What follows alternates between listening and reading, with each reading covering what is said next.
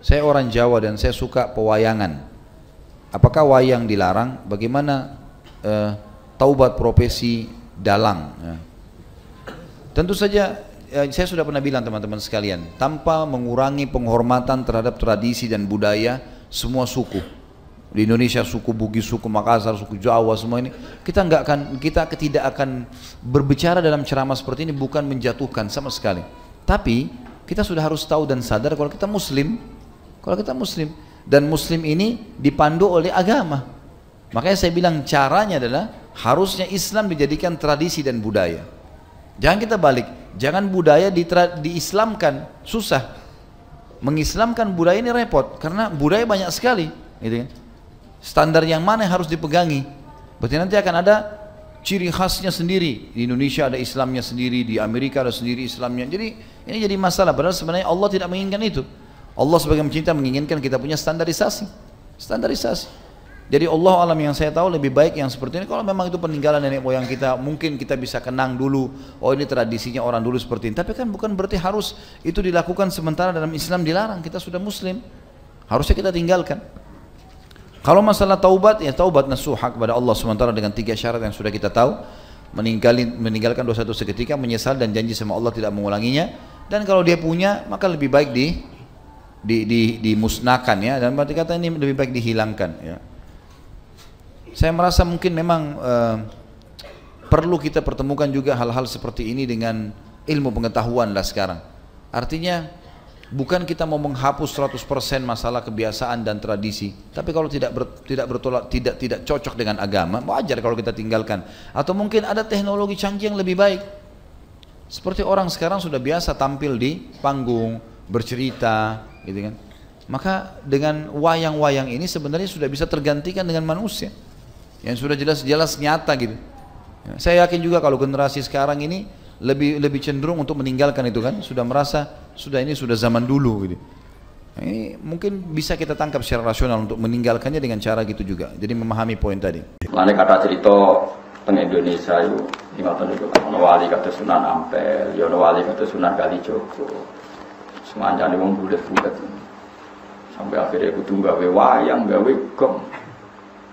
Ya kan masyhur itu. Kalijaga saking kene dakwah teng daerah Pajang, daerah mriki lah, mulai Pajang daerah mriki. Ya Sragen apa dugi mriki. Sampai gawe wayang tengul wayang wong. Sunan Giri gak trimo iku haram gawe patung. Wong nak gawe patung sok ben dikon ngekeki nyawa. Sunan Kalijaga ora pati tau ngaji mantan preman dadi wali. Ngaji faslun ya gak pati tau ngaji.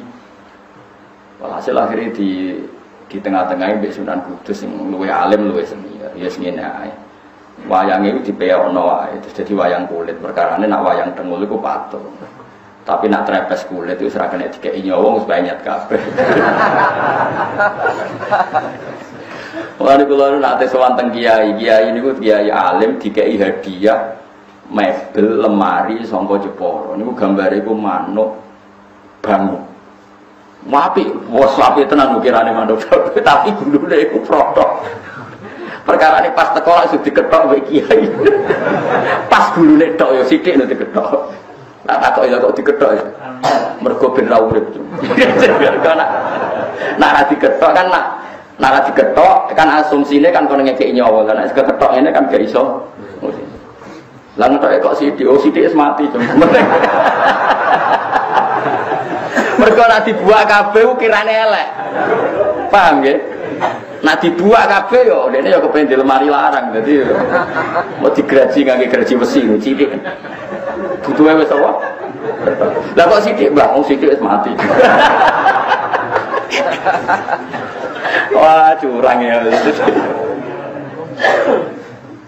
Ini kalau wayang kulit itu es banyak itu urip tak mati. Mati. Nak tengul lah ijek. Wayang wong itu lah ijek. Fisik. Jadi mulai dhisik ku ya so fikih ya setia kali. Dadi ya mulane kula niku pinter ngakali fikih dhisik ya sono.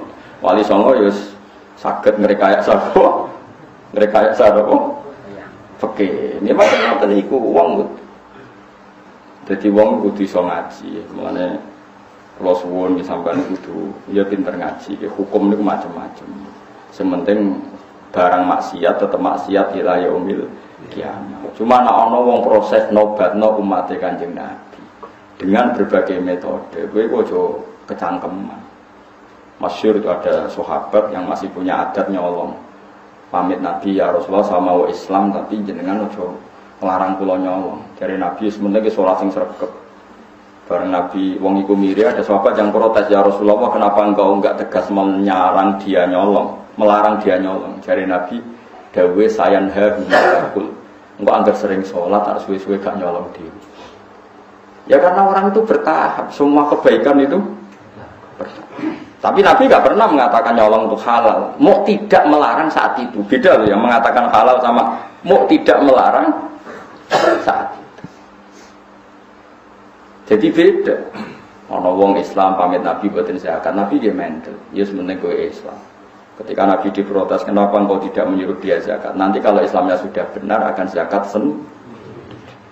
Jadi yang haram tetap haram ila yaumil kiamah. Cuma orang mendesak kowe kecangkeman muramuni. Paham ya? Lagi kadang sekarang tuh terlalu ekstrim, semua redaksi itu terlalu ekstrim. Makanya masyhur itu Rasulullah itu figur yang luar biasa. Ketika ada orang Arabi sholat, dia omong-omongan. Dia omongan mbek kancane. Jadi pas sholat Nabi dia kenalan sama tiang putih. Oh kalau tiang mriki udah santai. Omong-omongan. Oh kabeh sahabat centak bar sholat, wis sholat omongan rasa ngono. Tapi Nabi itu pinter. Setelah sahabat ramai itu ada, ini ya Rasulullah sholat kok omong-omongan. Si Arabi tadi digandeng be Nabi. Nabi oleh ngendikan lucu, santai. Ya Arabi inna hadhi sholat munajatun. Ya sholat itu pancen omong-omongan tapi ngomongnya be pangeran ae. Ya ngomongnya be pangeran ae. Because sholat itu munajah ma Allah. Ya omong-omongan tapi be pangeran. Nak omongan be manusa ora usah. La suhufiyya kalamun adamiyun. Berhubung sholat itu ngomongin be pangeran, ora pantes, ora layak digomongan be bani. Ini jare wong Arabi tadi. Fa wa ma wajadtu mu'alliman ahsana min Rasulillah sallallahu alaihi wasallam. Fa wa ma ghadibani wala naharoni walan taharoni. Demi Allah, beliau tidak menyentak saya, tidak memaki-maki saya. Beliau hanya ngendikan inna hadhi sholat munajatun la yasuhufiyya kalamun adamiyun. Jadi Nabi ya enak wae ngendikan. Iya kemudian sholat itu ngomong-ngomongan, tapi ngomongnya mbek pengen. Yo, jadi rasa ngomong kabeh. Rasa. Bali ini sholat tempat Nabi ya. Mbok mate kok sedok kereng, padahal Nabi ini ngoten. Ora ora. Niku jenenge evolusi. Dadi Nabi ini bijak kena umatnya wis rapati apa? Ya mergo kurang ilmu, rata-rata ora bijak kurang apa? Kerengnya didhisikno. Jadi kita ini terus belajar ya, terus meskipun hal-hal yang mungkin kita duga dulu itu kontroversi, tapi sekarang itu kelihatan penting. Saya di Matolek Kajen itu pernah disuruh jadi narasumber fikih. Itu saya bilang begini, kamu masih muda harus belajar fikih yang luas. Termasuk kemungkinan sholat jenazah itu boleh jenazahnya di belakang. Meskipun itu aneh dan tidak perlu kamu lakukan karena kamu dianggap aneh.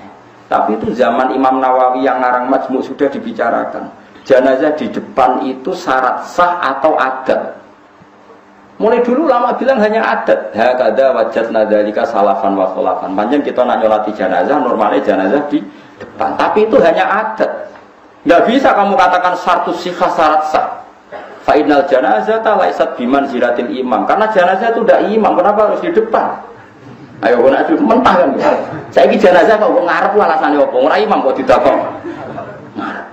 Berhubung ra imam kok buri ora apa-apa, ora imam kok kudu kok. Ngarep. Ya tapi ora usah mbok lakoni. Ora usah. Tapi ini tetap penting. Sekarang kelihatan penting dalam konteks Arab Saudi. Itu ada di kitab Mahali, saya mencari nanti di kitab Mahali. Kitab Mahali itu di atas kitab Fathul Wahab. Biasanya kalau dalam pondok itu kan kastanya kan Fathul Qorib, Fathul Mu'in, Fathul Wahab terus Mahali. Saya termasuk pengajar kitab Mahali. Jadi kan bantah aku ya iso mbok ukur ilmumu. Misalnya kene takrib aku wis ning Mahali.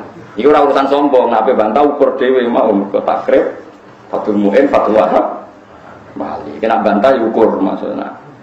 Ukur bar liwati mau. Kami lewati Fathul Warib, Fathul Mu'in, Fathul Wahab, bariku kowe golek aku. Ayo Gus bapak ya debat gak apa-apa. Itu di kitab Mahali diterangkan. Ketika seperti itu kita hanya mengatakan jenazah ya sudah di depan. Memang seperti dulu ya seperti itu jenazah di depan. Tapi kamu jangan meyakini harus di depan karena fainal janazata laysat bimanzilatil imam. Jenazah itu tidak imam. Sekarang terbukti dalam konteks Arab Saudi. Dulu ketika saya kecil itu sering diceritani bapak saya yang haji. Kalau tiap maktubah itu ada jenazah yang dibawa ke depan untuk disolatkan di masjid haram. Paham ya? Jelas ya? Kita sepakatkan di sejarah seperti itu. Sampai ada tragedi yaitu ada senjata senapan laras panjang dibungkus ala apa? Jenazah kemudian dibawa ke depan. Ketika pas disolati para teroris ini mau menggunakan senjata itu untuk nembakin apa? Jamaah. Itu peristiwa tahun pinten ya 7 berapa, 78 atau 82, pokoknya pernah itu terjadi. Pernah tau dengar sama cerita itu. Terus sekarang di Arab Saudi tiap maktubah yang nate haji, nate umrah, tiap maktubah ada sholat jenazah enggak? Enggak, sama jawab saja. Ada kan? Sekarang tuh. Ada enggak? Ada. Jenazahnya di mana? Enggak di depan apa di belakang? Di belakang, tetap di kamar jenazah. Aku tuh eling Imam Nawawi, cek mandi nih Imam Nawawi. Tapi ning Indonesia kira usah ngono. Jenazah pe gaya pisan kok ngarepe kok putus tombune. Wong Indonesia kan gak mendesak kok. Dadi Moskow dadi model aja lakoni dosa gede. Maksudnya dalam konteks Indonesia ora usah. Tapi secara ilmu kowe ngerti nak jenazah ora imam. Mulane ra kudu kok ngarep. Paham ya? Bukti lagi salat ghaib. Jogja sama Surabaya timur mana? Timur mana? Ketika Pak Hasyim kapundhut di Malang atau di Jakarta, orang Aceh boleh nggak nyolati ghaib? Kan jenazahnya di belakang. Jadi ini pentingnya ilmu. Pokoknya ilmu kamu percaya saja kalau jenazah itu tidak imam. Cuma kalau adatnya di kampung kita depan ya di depan. Ya sudah gitu aja, enggak usah. Terus kowe saking gobloknya, ini syarat sah. Kalau nggak begini nggak sah. Jahil anta berarti. Bodoh. Paham ya? Ini biasa aja. Paham ya? Pemenang mau kepala kok. Nanti dari Mustafa Kikiru. Nak sirah itu tempat di nak tempat di utara. Utara masalah. Biasanya di Mosoro gue. Gitu loh, mesti gitu ya. Nah kan? Lor, ada deh. Mustafa aja gak terima kata saya gitu. Nah, datang lagi sirah teng lor gitu. Apa separuh-separuh? Lanang itu. Kan lanang gitu. Gitu. Oh gitu loh. Nah sampean lanang. Lor. Nah teng daerah kula lor kabeh. Mereka alhamdulillah wonten lor wonten gitu. Nah cara kula ya ora masalah, karena ora imam habis. Ya tapi sing fanatik nggih kuwat. Kula niku wis kiai ini bolak-balik nak tengene daerah kula nggih enak lah masih banyak orang alim. Nah teng wonten. Kula nate nyolati jenazah sirahe iku ning lor. Keluargane kebetulan rada aneh, setuju sirahe iku ning kidul. Jenazah kanan. Ambek mudin tenggen kula ora trimo. Kene mulai dhisik kiai kene iku luar terus kok aneh-aneh ning kidul. Jare keluargane, "Mboten kiai kula kedadak kidul." Lah kula calon imame kula jaga guri. Padahal sing imami mengke kula. Aku terus omongi. Mpun tek yang lor teng kidul, wong kula kaul jenazah kok guri wae roh, kok menawa trimo lor mbek kidul lho. Lalu bisa jadi jenenge Gus Bak, pun sami napa. Menawa nek trimo salat lor mbek kidul, umpama jenazah kok guri wae aku roh kaule. Wah, meneng deh. Saya mulane kena bantah aku ngenteni wae takrif. Mungkin Fathul Wahab terus hali. Bariku golek iku lho. Mun Gus imbang, mari berdebat, no. Tapi yang ngaji mahali khatam bolak-balik, cek latihan lho.